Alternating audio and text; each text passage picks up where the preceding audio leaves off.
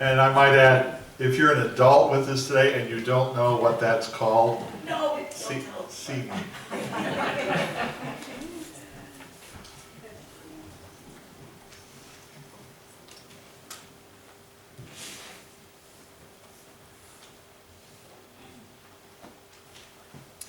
Once upon a time, okay.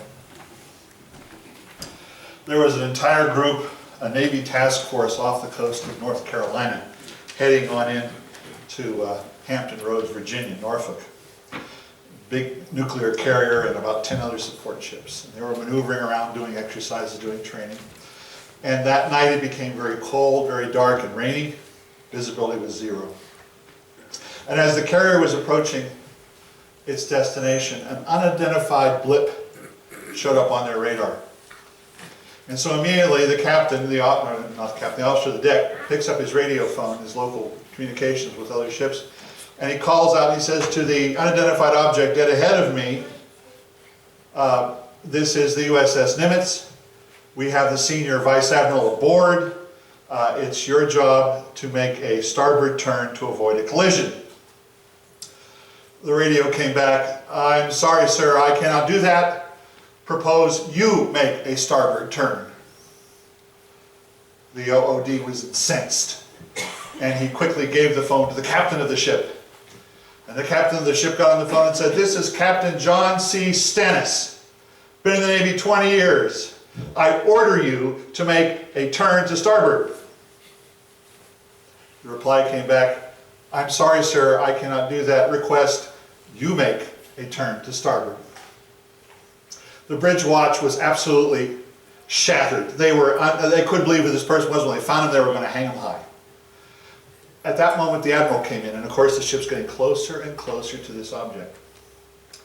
So the admiral finally gets on the phone. He says, look, this is Admiral John S. McCain of Cruising Destroyer Group Task Force 3 of the 5th Fleet of the United States Navy.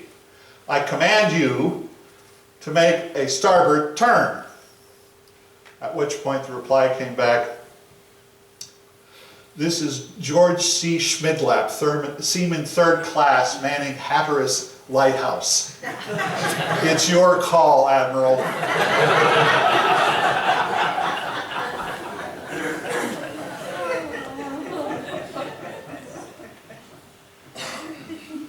Too many fake names I had to memorize.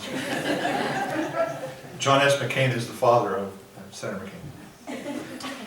I remember well scenes kind of like that, not exactly, in my Navy career, ships at sea, hazards, storms, and even sometimes encountering lighthouses. I once had a roommate, I'll never forget this guy. He was an officer, he was senior to me, he was a rank higher, and he was a Christian, and he was puzzled why I always bothered to get up early on Sunday mornings at sea to attend worship services. He asked me what was so important about that. Sunday morning was the one day when everyone not on duty at sea could sleep in and take it easy on board ship. And so he asked me, why would I want to do that regularly? And on another note, why would you want to attend weekly Bible studies at sea? Wednesday nights we had a Bible study. Wasn't all this just a waste of time? I told him, well, I like to enjoy Christian fellowship. My roommate said, well, I'm a Christian. I've invited Jesus into my heart, but I don't see the need to go to these kinds of things. Most of the guys at these things are regular Joes. They're just little people. There's nothing special about them. They're enlisted and we're officers. They don't especially like officers. And when the chips are down, you know they don't care about us. They'll look out after themselves. Why would you ever want to lose sleep in much of your free time just to hang around with these other Christians? In my tenure, I have been frequently asked these kinds of questions. Why should a Christian go to worship services on a regular basis on a Sunday morning? Why should a Christian become a serving member of a church and be involved in the life of a church? I've heard this so many times. I've been saved by Jesus. I'm not saved by attending a church. A Christian can be a good Christian without going to church, can't they? So why should we become a member of a church? It would seem to be so much easier for a Christian to be a kind of lone ranger for Christ than to be involved in a team. It's easier to be on our own with no church commitments, no church responsibilities, nobody telling us that the church needs tithes, offerings, financial support, nobody hitting us up to do children's sermons, nobody challenging us to live a Christian lifestyle, no slow and difficult church boards to deal with, no meddlesome pastors or elders to have to confront. A Christian should be able to sit back and just be a Christian on their own time and be involved in the life of the church when they feel like it, maybe on Easter, Christmas, and maybe a few times in between. Santa came to Wallrose once. There is a big problem for any Christian who would rather live a life of a lone ranger than to be involved in the life of the church. And the problem is they never have a chance to experience Christian fellowship. What is that? We use that word a lot. What does it mean to be involved in Christian fellowship?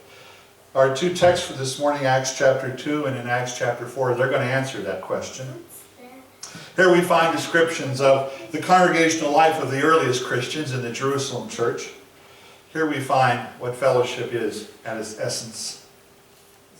We find the word fellowship in Acts chapter 2 verses 42 as one of the important activities of the early church. We read, they, the church, devoted themselves to the apostles' teaching and to the fellowship, to the breaking of bread and to prayer. The word fellowship here in our English Bibles is a translation of the Greek word you may have heard before, koinonia. Koinonia means simply a habitual activity where a group of people share in whatever they have with one another. Literally, you could translate this a sharing in common. And in our passage in Acts, this sharing in common had to do with the sharing of a common life together. And we can see from these texts that this common life included involvement in the life of the church. Those that shared this fellowship were involved in the hearing of the apostles' teaching. They participated in the regular observance of the Lord's Supper. In our text, it's called the breaking of bread. And they got together at congregational meetings, at times when the congregation met for worship and prayer. And so to the earliest church, fellowship meant a commitment to the spiritual life of a congregation of believers. But in the early church, fellowship didn't stop there. It wasn't just sharing church experiences. In our text of Acts chapter 2, we read further, all the believers were of one mind and shared everything in common. Selling their possessions and goods, they gave to anyone as they had need. In our other text, a little bit further in the book of Acts, chapter 4, we read further. All the believers were of one heart and mind. No one claimed that any of their possessions were their own, but they shared everything they had. There were no needy people among them. From time to time, those who owned land and houses sold them and brought the money from the sale and placed it at the hands of the apostles, and it was distributed to anyone who had need. That's kind of scary stuff, isn't it? Fellowship is not only about sharing in the spiritual life of a church, it's also about sharing in the everyday lives and needs of members of a church. The early church not only prayed together and worshiped together and studied together, but they were open and trusting enough to each other that they allowed themselves to be vulnerable. And they made known all the needs that they had, especially their financial needs. If someone was out of work, the church supported them. If someone needed to feed their family, the church brought them food. If someone needed to pay the rent, the church foot the bill. And this, of course, meant that the members of the early church had to be very close to one another and shared a common experience of being grateful and supportive and encouraging to one another. They were open and honest, and they weren't judgmental with one another. They gave these kinds of gifts without strings attached. They came to the point where they trusted each other enough that they placed their very lives and the lives of their families in each other's hands. That was some kind of fellowship. Now, don't worry. Don't get scared. I don't think we could duplicate that kind of thing in our day and age. such a universal openness and unselfishness about personal matters, at least not to the point of selling all that we own. Times have changed, and if we went out and sold all that we had, our church would be very benefited for a long time, but then our children and grandchildren would have nothing. So that's probably not the answer for this day and age. But what the text is saying over and over again is that fellowship goes beyond, way beyond, a sharing of church experiences and extends to a concern to meet the everyday needs of the members of the congregation. True fellowship is not experienced by just coming to church on Sunday or in just becoming a member of a church. True fellowship has to do with a sharing in common of all the concerns and needs that are a part of our lives. Sharing it to other members of the congregation, and the other members of the congregation have a desire to meet those needs in turn. Fellowship does not only take place on Sunday morning during worship service. Fellowship also takes place on Monday morning when we see a fellow member at the grocery store and we take time out of our day just to talk and get caught up with them. Fellowship takes place on Tuesday afternoon when we hear that one who attends our church is ill and needs us to bring over dinner because they can't cook. Fellowship also takes place on Wednesday evening when we call up one we haven't seen in our church for a while and we find out that they're not coming because something or someone has offended them. And so we talk to them. We reason with them. We try to bring them back together with some word of reconciliation to restore a strained former relationship. Fellowship also takes place on Thursday morning when we find out that a loved one of ours is gravely ill and we experience such a great outpouring of prayer and sympathy and support from our fellow church members. This holds us up and keeps us going.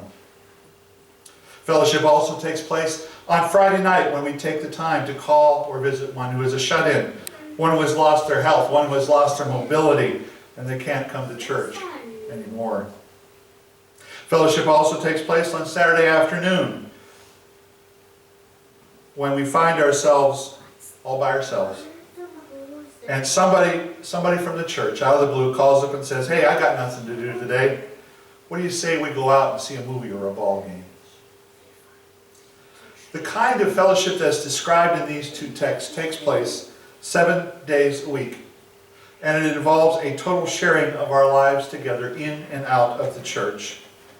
Christian fellowship is a sharing in common of the events of everyday lives as fellow members of a congregation are constantly reaching out to each other and supporting one another. And there's one more thing that our texts in the book of Acts mention about fellowship. When a congregation is this involved in fellowship with each other, the individual members of the church will find that they will experience a unity of thought and purpose that was not there before. Again, looking at both our texts in Acts chapter 4 and Acts chapter 5, 4 and 2 that is, we read that due to the fellowship that was going on in those members, the church, and it's mentioned twice, was of one mind. The King James Version translates this as all the believers were in one accord. And you know what that means, don't you? Back in the early days, Honda made very big cars, so all these people could fit in one accord. Okay, I'll stop.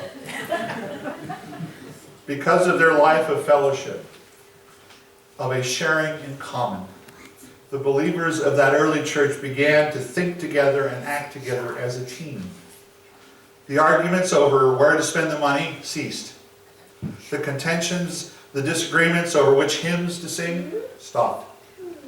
The lack of agreement over what new programs to offer disappeared. The disunity that sometimes pitted old friends against each other went away. The terrible church fights that frequently blew up and split apart other churches didn't seem to materialize here.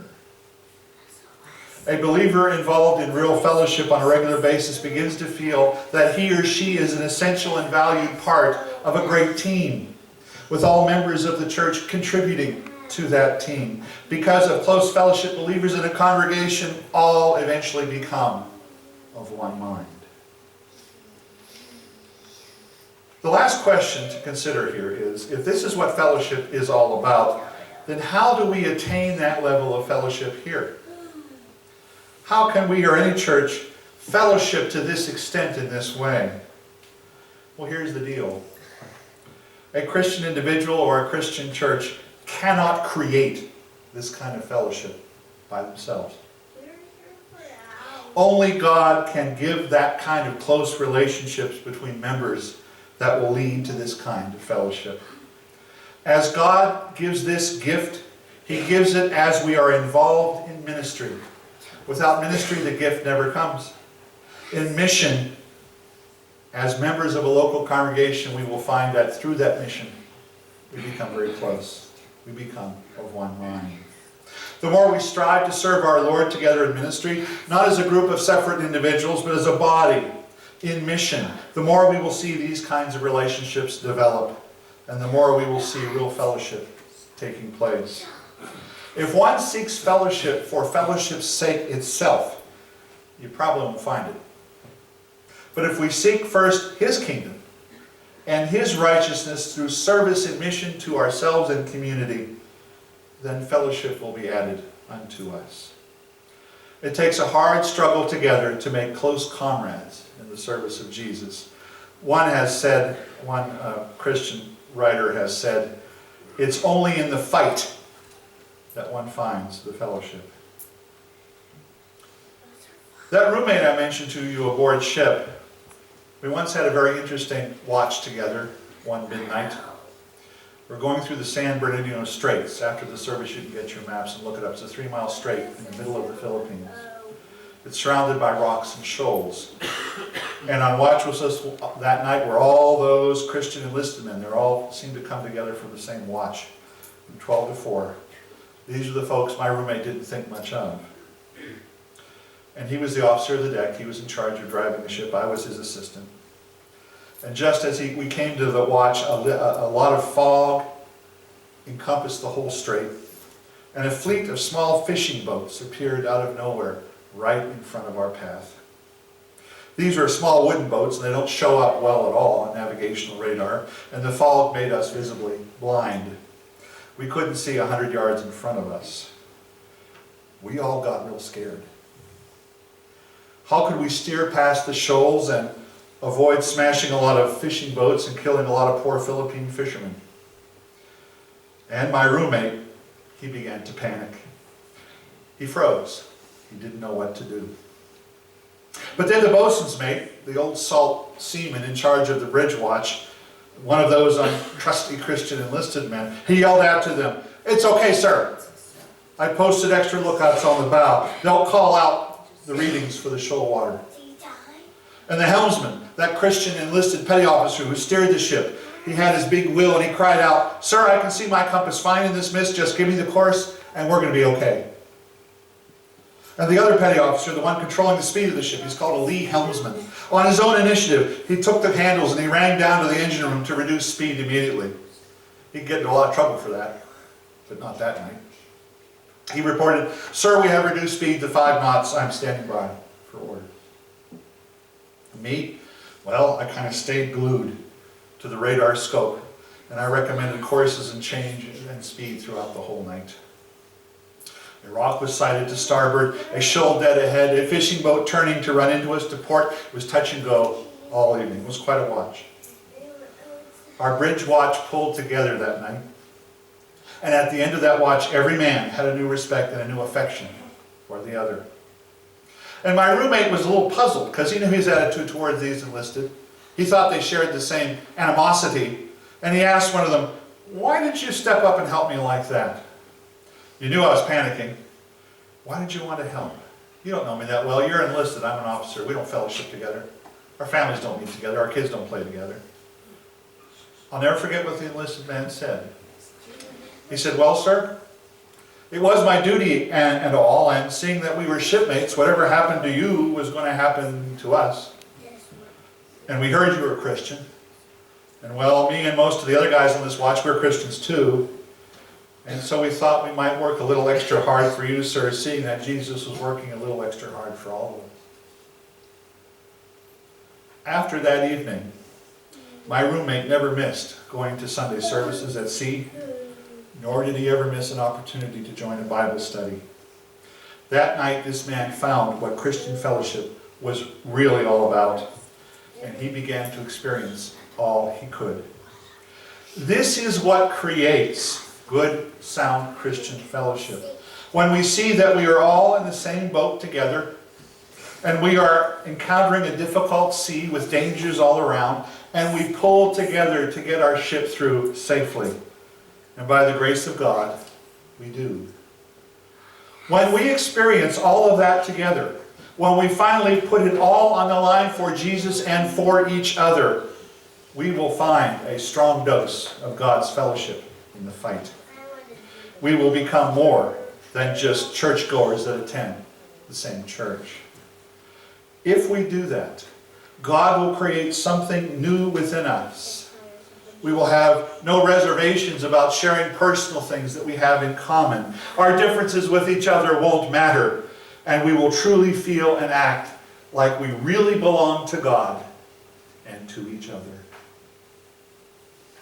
In the name of the Father, and the Son, and the Holy Ghost. Amen.